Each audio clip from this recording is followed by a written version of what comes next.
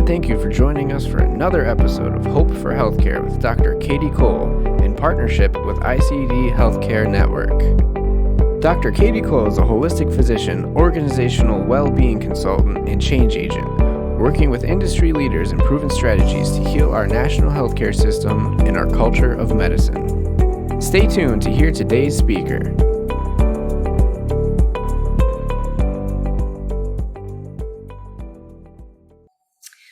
Well, welcome everyone to Hope for Healthcare. This is a podcast in which we interview expert leaders around the country on best practices for healing our national healthcare system and our culture of medicine. I want to extend a very, very warm welcome to Dr. Wendy Dean. Dr. Dean is a writer, speaker, podcast host, and president and co-founder of the Moral Injury of Healthcare, a nonprofit focused on alleviating distress in the workforce through training and consultation. She and her co-founder, Dr. Simon Talbot, began the conversation around moral injury in healthcare with the publication of their seminal work in Stat News on July 26, 2018. Prior to founding their nonprofit, Dr. Dean had been a practicing physician, worked for the Department of Defense as an executive for a large international nonprofit supporting military medical research. Dr. Dean's focus now is on finding innovative ways to make medicine better for both patients and physicians through her own nonprofit and by helping new talent and new ventures realize their big ideas. Well, welcome, Dr. Dean. And I forgot to ask, do you want me to address you as Dr. Dean or Wendy on the podcast? I think you introduced me as Dr. Dean. Wendy is fine. Okay, great. So Wendy, thanks for being here today. I'm so excited to talk with you. We've had several really pivotal conversations leading up to this podcast. And I just am curious to hear a little bit more about your own background and your own experience with moral injury. Thanks so much. It is really great to be here. I appreciate your interest in the topic and in helping heal healthcare.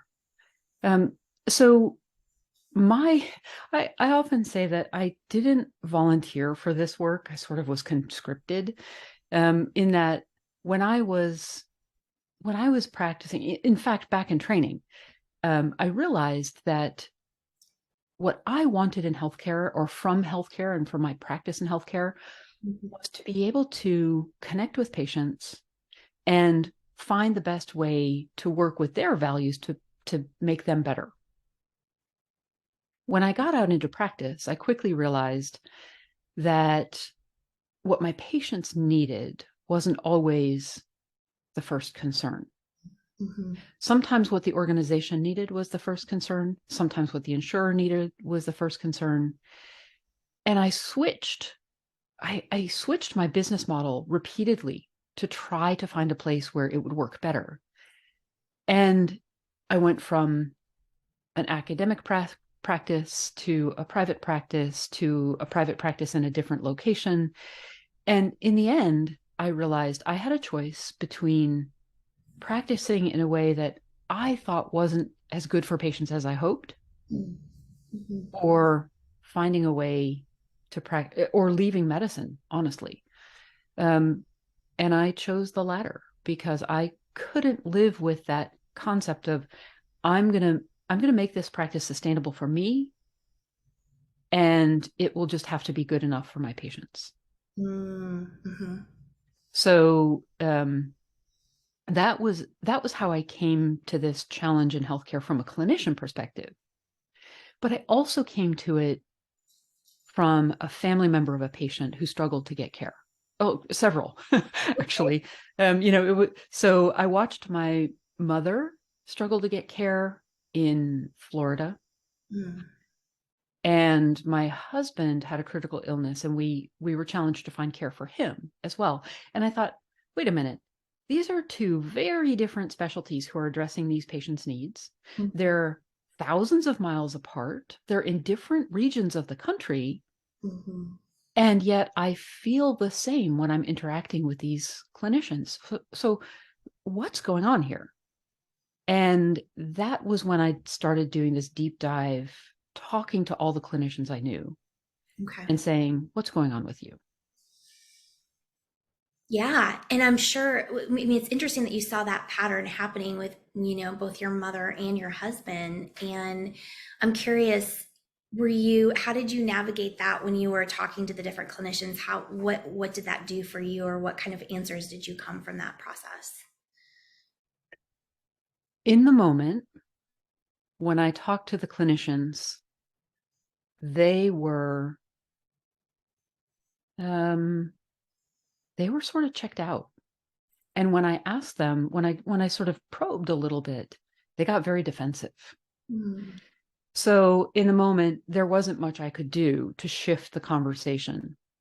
But 4, 6, 8 months later, I started thinking, there's something that just doesn't add up.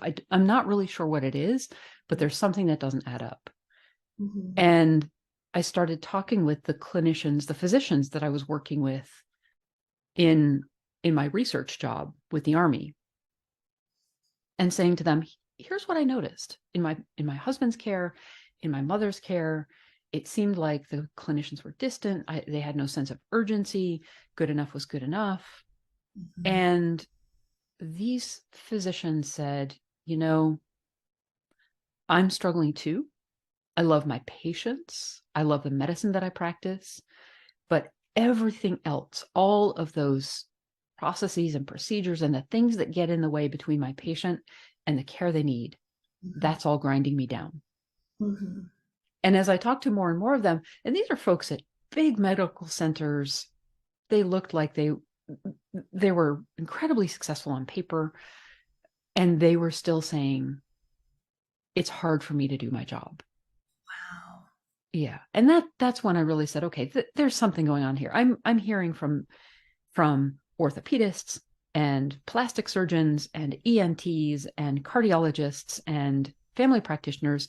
They're all having the same experience of healthcare. So it's not about them. It's about the system that they're in. So Mhm. what is it about that system that causes so much challenge? And so, how did that lead you to discovering the concept of moral injury in healthcare? Yeah, that's interesting. So so when I started looking into it, I thought, okay, everybody is kind of, they're challenged, they're exhausted, they're depersonalized and checking out from their patients. That sounds like burnout, Mhm. right? So I started asking them that question. And I would say to these clinicians, so are you burned out? And it was amazing. I wasn't talking to them in a group, so they weren't hearing each other answering me. And almost to a one, they would say the same thing, something along the lines of, well, that doesn't feel right. It doesn't really land with me, but I don't have better language for it, so I guess so. And about a year later, after I had come around to this thought about moral injury, I would present that language to them and what it meant. And again, almost to a one, they would say, that's it. That's my experience. Now I have language for it. Okay. And and I think I really want to get into that later in the podcast. Yeah, There's, absolutely. there's a lot of meat to this discussion. Um, but so you stumbled upon this on your own through moral injury, and you have a lot of experience in the military. And so I know that you told me a little bit about how, the veterans experience moral injury, and that concept struck you that it is actually happening in healthcare. Can you talk a little bit about that? Sure. So to be clear, I never wore the uniform, but I did work as a civilian in close connection with a lot of military folks, and in their um, in the invisible, looking at the invisible wounds of war as well. So PTSD, moral injury, etc. And what I realized, so I had I had been looking for a new way to frame this concept for many months. And there was one day I was in my garden doing some therapeutic weeding, and I heard an article on NPR about drone pilots who were suffering moral injury. And number one, I heard this, this was a new concept to me of moral injury, even though it had been around for a while. And it, all of a sudden I thought, wait a minute, if drone pilots who never see combat because they're flying from a base in Nevada, so they're never physically in combat, and yet, despite that, they're experiencing moral injury. And if that can happen, could we apply it? Might it be appropriate to apply this somewhere else? And so I started going down this path of looking into moral injury and what it meant. And the more I looked, the more it seemed to apply. And again, as I started doing the focus, the small informal, hey, what do you think? People started saying this really, this rests better with me. So the way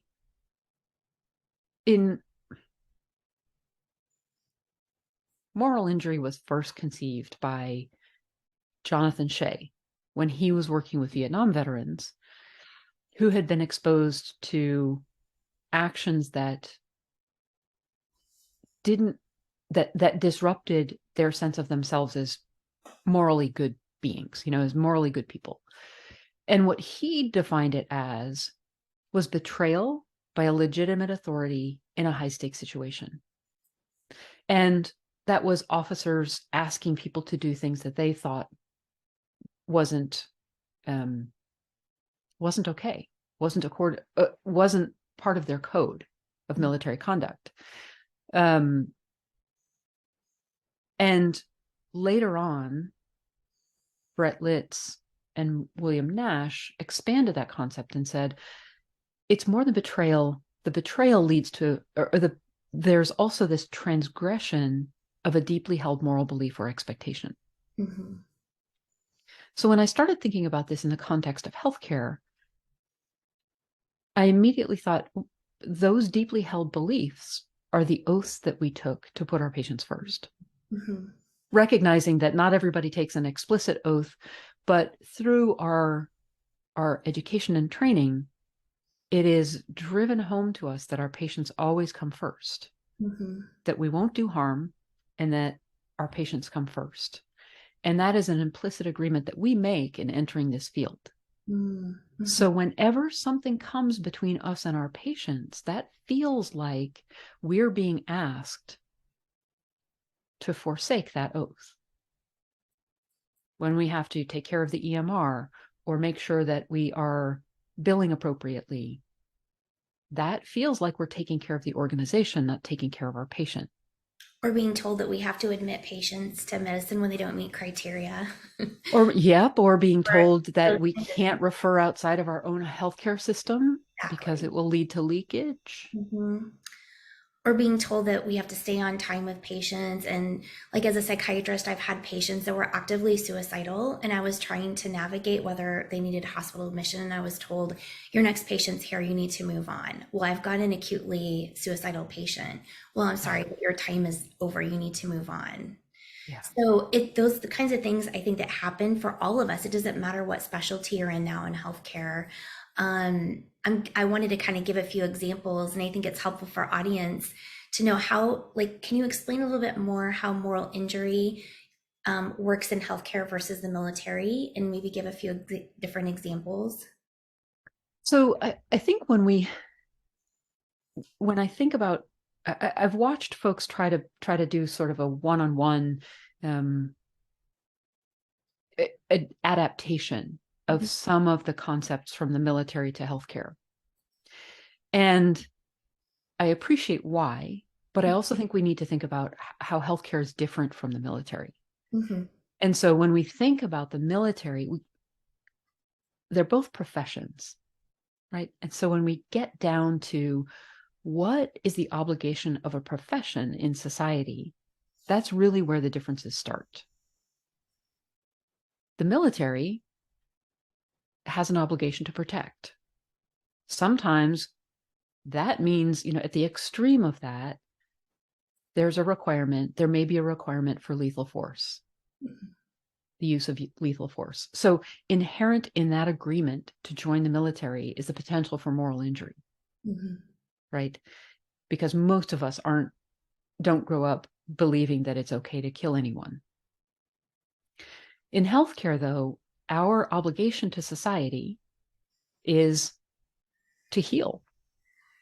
And nowhere in there is there an inherent slide into a morally injurious way of acting, right? Unless we have constrained resources, as we had in COVID.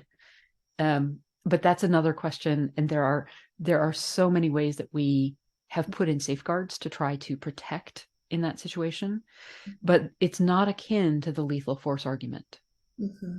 So my belief is whenever we have a potentially morally injurious event or experience, it's a trigger. It should be a signal to us or a trigger that we should look deeper, because it shouldn't happen in healthcare, right? That is a flag that something that we're doing is not in alignment with patient needs and with the promises that physicians have made.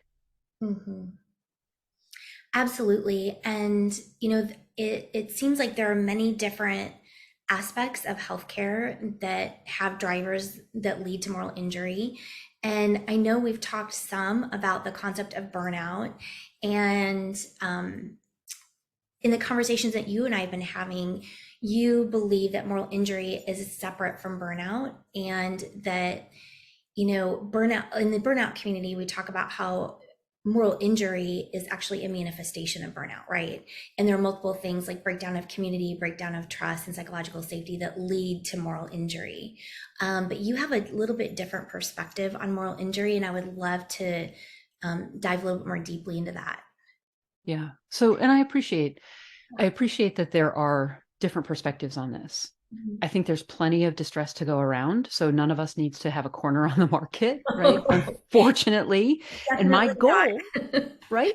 And my goal, if I could, my ultimate goal is to work myself out of a job. I would love to no longer have to talk about this because it didn't exist. So,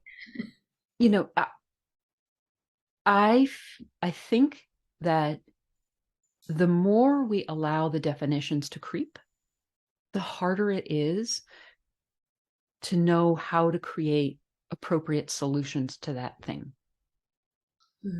Right? Because then it becomes amorphous and it gets very hard to nail down what the appropriate solutions are. So this is not to say that I think burnout doesn't exist. I for sure think it exists. The work that we're doing with a collaborator in the UK, St. Andrews Healthcare, is beginning to show evidence that moral injury is a distinct entity from burnout. They may coexist together. They may occur separately. They may coexist together, and they may influence each other. And the easiest way to think about the distinction between the two is that burnout happens, at least if you define it more narrowly rather than as a transdiagnostic category with symptoms that cross many different categories. If you define it clearly, it becomes the demand resource mismatch of operational challenges in healthcare, of which there are plenty, right? So if we put burnout in that category, then moral injury more covers the relational aspects of healthcare that are challenged. I see. And that goes back to that issue of betrayal, right? Betrayal by a legitimate authority in a high-stakes situation.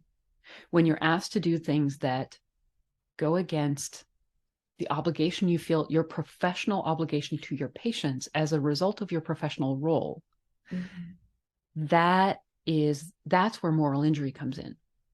So we have operational challenges on one side, relational challenges on the other. If we address either one, we'll make some improvement, but we won't fix the whole thing. We need to address both. It's yes and, not either or. Okay, thank you, Wendy. That was very well put. And I think that explanation helps me understand how they interplay and interconnect, but how they're still separate entities. And I'm curious to see your perspective on solutions, because my sense is, solutions for healing burnout, and then solutions for healing moral injury probably also have some overlap. I'm curious to know your perspective on that. So I'm just going to go back to the previous question for 1 second. Oh yeah, absolutely. Because the work that we're seeing in the UK is also showing us that a couple of things. One is that administrators suffer moral injury as well. So it's not just a clinical problem. But the other is that burnout and moral injury can influence each other. So it's not just a one-way street. Okay. Right? If you are so for example, if you are speaking up about some of the transactional issues, the operational issues that are interfering with your ability to do your job, and they're being ignored, that can feel like a betrayal. Mm-hmm. That can be moral injury. It can also just be flat out burnout, because you recognize, and your administrators have very clearly stated to you that we would love to be able to do that thing, but here are our constraints. We can't do it. And so it just becomes a matter of, okay, I get it. I'm exhausted. It is asking me to do more than I probably could do, but I don't feel that sense of relational rupture. Right. So they can influence each other. Looking to solutions. I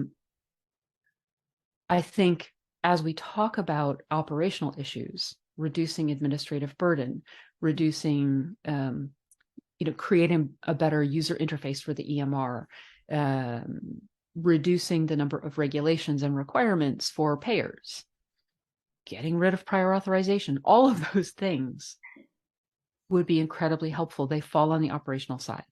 There's plenty of work to do there. We also,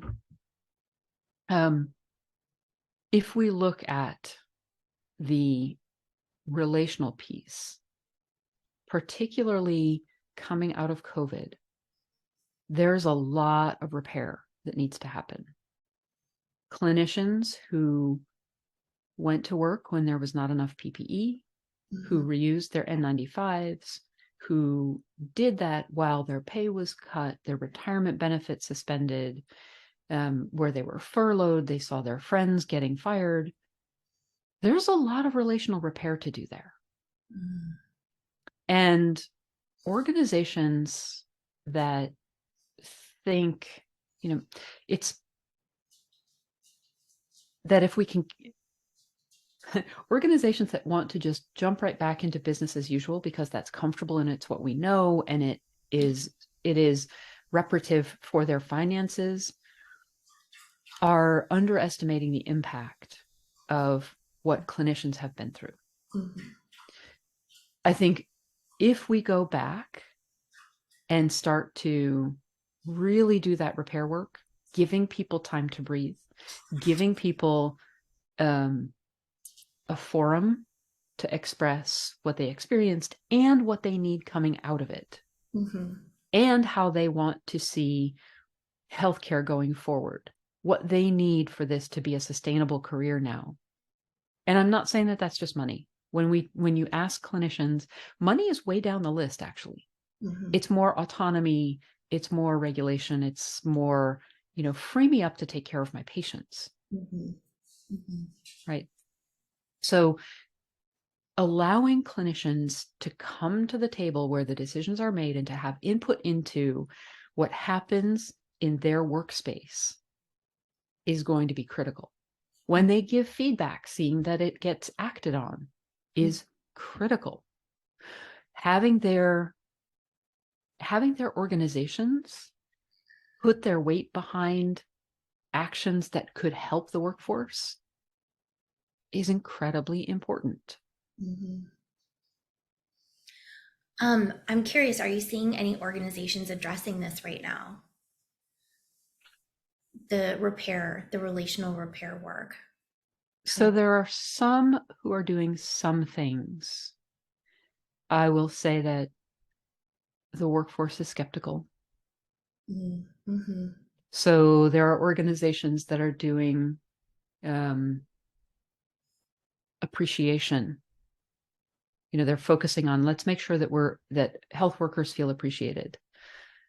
And the feedback that I'm getting is that it feels performative. Interesting. Well, I mean, that's understandable because they're not really addressing the root cause.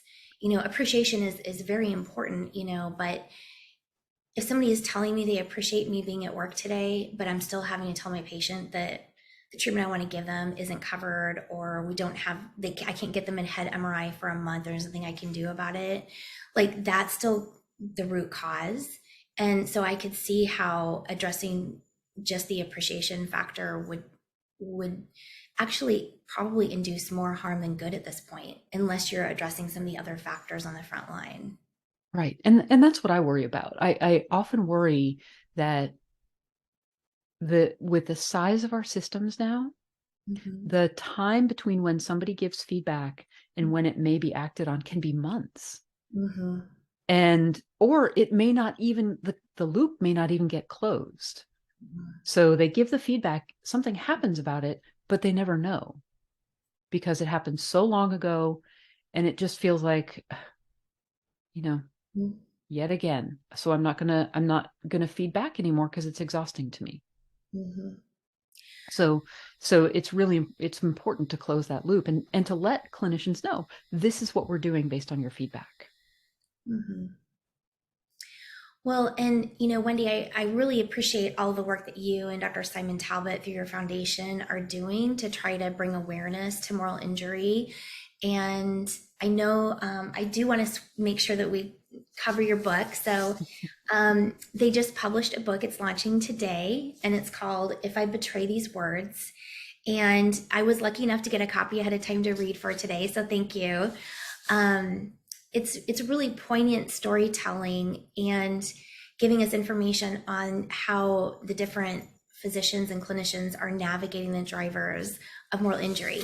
But Wendy, do you want to tell us a little bit more about the book and maybe your process in writing this? Sure. So, as with this whole movement, and writing a book was never on my bucket list. Yeah, it was a lot of work. And it was a lot of attention and focus, which is a struggle. But I will say, so the reason we wrote it was because we got a lot of push from a lot of people to say this is something people need to know about.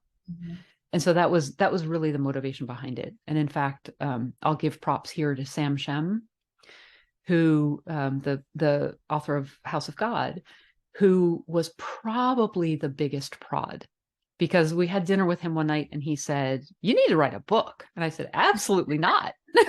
I do not need to write a book." And over the next, I don't know, probably 6 months, he was like a dog with a bone. He would not let it go. And so thanks to Shem, we persisted. But it was a humbling experience. It was an exhausting experience. And I could not imagine doing it with a better publisher. Steerforth Press really had a vision for this work, and was the best partner you could imagine for an organization. And I thought about this a lot as I was going through it, is if physicians could work with an organization like Steerforth Press, we would have much better healthcare. So Chip Fleischer, who is the publisher and who bought the work, said, "You know what? I see the vision for this. It is a message that needs to get out, but you're going to need help doing it. And here's the help you'll need. Because I'm an expert in publishing. I know what writers need. I can identify what a particular writer might need, and I'm going to provide it for you." And so it was incredibly helpful. It was exhausting. It was 12 hours a day, 6 to 7 days a week for 18 months. Wow. Yep. That And it that's was, sorry. and well, that is intense. And yet, even, I mean, as I'm reading these stories, they're very emotional, they're heart-wrenching, but so educational, because I learned so much. And you really, I think, researched well the healthcare organizations and the systems and what's been happening behind the scenes that us physicians aren't even aware of, and clinicians. And so it's really helped, like you provide like I would just call it like a 360 perspective on one story, what's happening. So you have the physician's perspective of, why they're burning out and they're experiencing moral injury at the same time, and then what's happening behind the scenes with the hospital and the administrative staff. So Yeah. And I wanted this to be, I wanted people to not know just what was happening, but why is it happening? How did we get here? Because I'm a firm believer that if we built it, we can renovate it. Right? I like that. Yes. And so let's not be hopeless about it. Let's understand the path that we took to get here, and then we can retrace steps and rethink the process. Mm-hmm. Right? So, for example, CMS has decided that back in 2017, actually, they decided that they were going to try to harmonize some of their regulations.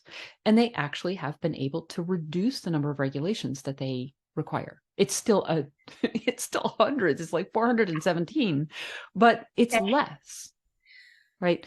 And I wanted not only physicians and other clinicians to know, but I also wanted patients to know.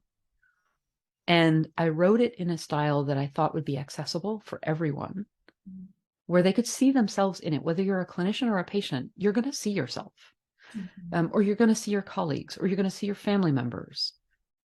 And, I think that's a way that really lands for people when they see that. It does. And even as a healthcare executive and leader, I know that it helped me feel validated from an even administrative standpoint, what was happening behind the scenes with the payer system and everything, especially during the pandemic. And really, because I know that administrators also experience moral injury, and we have a high turnover rate too with our leaders. So I think your book speaks to, all of the different key stakeholders in healthcare. Yeah. What I also really liked was, as we get, the first half of the book is more about the struggle and what's happening behind the scenes. And then the second part of the book goes into how each physician was able to sort of reinvent in their situation, advocate for themselves. Can you tell us a little bit more about that aspect and how that was for you writing that, and any ideas that you came up with for solutions based on that? So I will say I was really looking forward to getting to chapter 7, 8, 9, because the first half of the book is rough. There was a lot of trauma, and it was a lot of trauma to carry. And I will say that even the chapters after chapter 6, as much as they are hopeful, they were still a challenge because people went through rough things. But we definitely got to see, I started seeing patterns. And the patterns were people who didn't have as much debt. So if we can help educate college students about how they decide to fund their education, we may be better off. Folks who had been through the military were more represented in those latter chapters, and in the places where I feel like people have been able to identify and mitigate their risk of moral injury, partly because they learn very early that it's necessary to understand policies and regulations, to read the letter of the law and understand it. Not always because you need to follow it, which we do, but to understand where it's being pushed beyond what it was meant to do. So being able to use that policy leverage to your advantage and to shift systems to better care for patients. Mm-hmm. And then leadership styles matter. Being present matters a lot. Showing up, being curious, asking questions, all matter. And holding our leaders accountable also matters. And I'm with you on that. Sorry? I said, I'm with you on that. Accountability is one of the things we keep talking about as a group. How, we just haven't had accountability for employee well-being in healthcare ever. And it's time to figure out a way to have accountability. And I think we're all trying to navigate that process. It's a big one, but it's necessary for us to heal and move forward. But I love what you said. If we built it, we can renovate it. For sure. For sure. And I think we all look at it and say, oh my gosh, it's this giant, amorphous, incredibly complex system. That's all true. Mm-hmm. But if we each pick a thing that we're passionate about and start working on that, we can make changes. Mm-hmm. So for example, right now, there's a rule that's open for public comment with the FTC, the Federal Trade Commission, about non-compete clauses. Mm-hmm. So people can go and make public comments on the FTC website and say, I don't want my doctor to have a non-compete clause because I want them to be able to stay in my community. I don't want them to have to uproot their family to go find a better job that doesn't grind them into dust. Exactly. Right? Exactly. Well, so Wendy, I know we've talked about a lot today, and I think you've really helped me understand and better clarify the concept of moral injury and how this is a separate entity and yet interconnected with burnout. Is there anything else a message that you want to leave with our audience today, or anything else that I didn't ask or touch on? Such a great psychiatrist question. I ask that all the time. I don't think so. I mean, I really do believe that the way that we get to better is by doing things together, by opening the circle and letting more people come in and comment. Mm-hmm. I think one reason that it's hard for leadership to do that is because they feel a very heavy responsibility for knowing how to manage this better. Mm-hmm. Right? But especially post-COVID, in a post-COVID world, none of us has ever been here before. So we shouldn't expect anyone to know what it should look like.